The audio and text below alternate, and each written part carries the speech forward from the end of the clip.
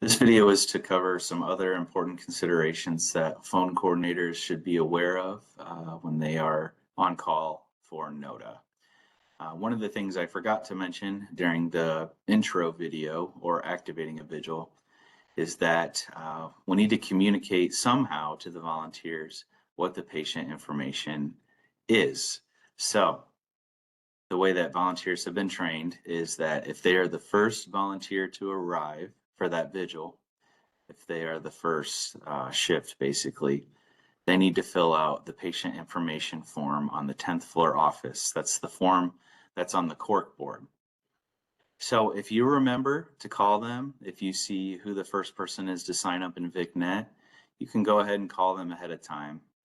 However, it might be beneficial to wait until they call you.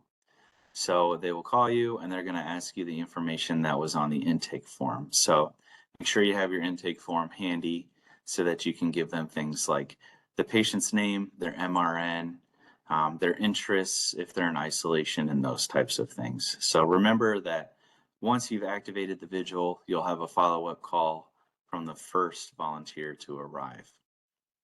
If you're in-house for any reason, you're welcome to also go up to the 10th floor office and fill it out, but no worries on that, whatever's easiest for you. If I'm present at the hospital, I will also fill out the form.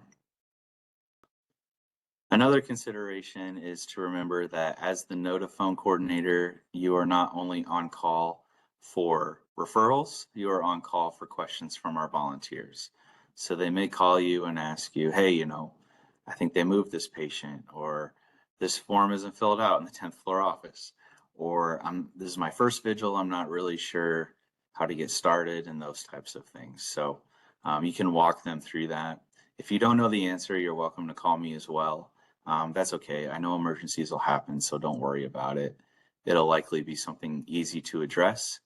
Staff may also call you if there's an issue with a volunteer. I don't anticipate that being common, and I hope that we don't have that at all.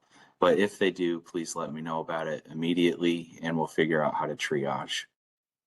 Another time that they might call you is if family arrives. So they might call you and say, visitors or family have arrived. They've been here for an hour. What should we do? And I would say just use your best judgment. There's not really a right or wrong answer on how to address it. Just try to figure out, do we just want to postpone this shift? Should we cancel the entire vigil, or what are our options? And so you'll be relying on information that the volunteer already knows about the visitors.